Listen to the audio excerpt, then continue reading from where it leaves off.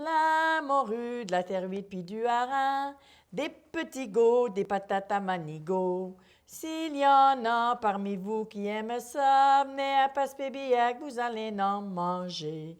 Ta la li la la li la li la la. Hey, Tophile, la visite est arrivée, là. Ça donne bien, Joséphine. Je te juste en train de dessaler ma morue pour dîner, là. Encore chanceux d'en trouver de la morue, mon Tophile, hein? Parce qu'aujourd'hui, là, elle est encore plus rare que dans le temps de mon défunt père.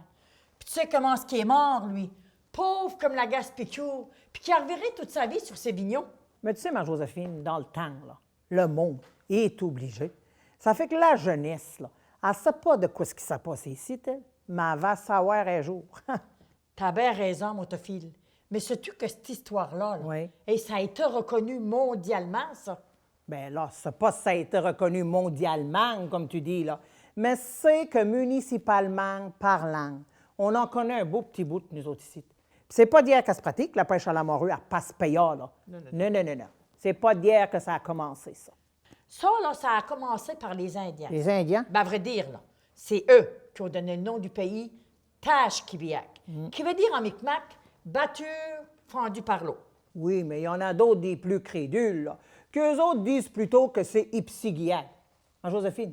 Quoi? Te souviens-tu que ça veut dire, toi, Ipsigiak? » Le Barachois. Ah, le Barachois. Oui. Puis ça, c'est arrivé vers les années 1500, bien avant que Jacques Cartier découvre le pays au nom du roi de France. Les pêcheurs basques, normands, puis bretons, bien, ils sont venus pêcher par ici, eux autres.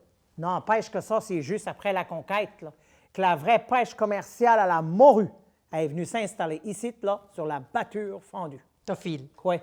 c'est merveilleux à quel point qu'on connaît notre histoire. Oui, puis prends ton temps. Ah! Bon, laisse-moi parler de la prospérité, parce que vous allez voir que la faillite, elle va venir assez vite. Toujours que c'était un dénommé Charles Robert. Charles. Lui est arrivé ici en 1766 de l'île de Jersey dans la Manche. Bon, on sait ce que c'est, hein? Puis lui, il est venu en expédition de trait. Puis quand il a vu qu'on avait un très beau port naturel, beaucoup de poissons, il a décidé de s'installer par ici.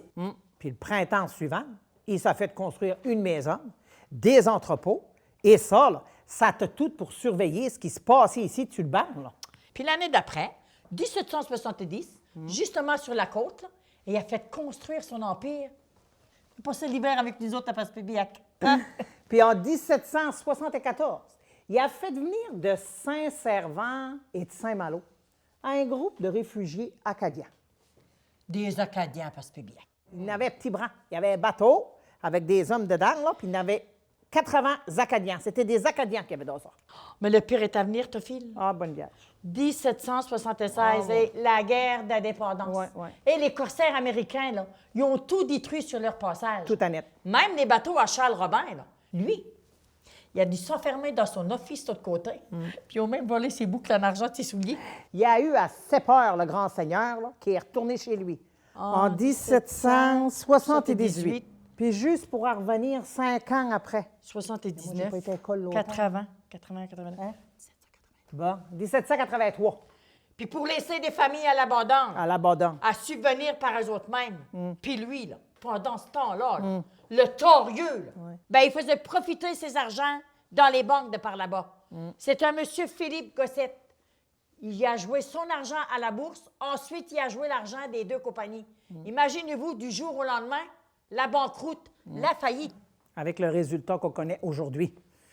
Puis en 1780... Assieds-toi, Joséphine. Regarde, écoute bien. Là. Elle n'est pas finie, cette histoire-là. Là. Moi, je vous ai dit qu'il était revenu 1783. Parce que la Charles Robin Compagnie a continué de grandir, a continué de prospérer. Tout part, tout arrive ici à Passepéia. Ça a été de l'exportation, ça. 1784, on a eu l'arrivée d'un contingent loyaliste, ça t'a fait? Mon Dieu. Ça, c'était un bateau avec des hommes dedans, là. Seulement des Anglais. Hey, il n'y avait pas un Français dans ça. Moi, je parle pas anglais, moi, pas un mot. Mais toi, tu te débrouilles, ma Joséphine? Franchement, ça m'arrive de temps en temps. Yes, non. Ben moi, je trouve que c'était un beau début. Ben oui, c'était un beau début. Puis en 1791, juste à côté, il a fait construire ce chantier maritime, puis il a continué d'exporter 15 000 quintaux de morue par année en Espagne puis au Portugal. Et ça en fait de la morue, ça là. Des tonnes de morue. Puis en 1802, Charles Robin a décidé de prendre sa retraite. Puis lui, là,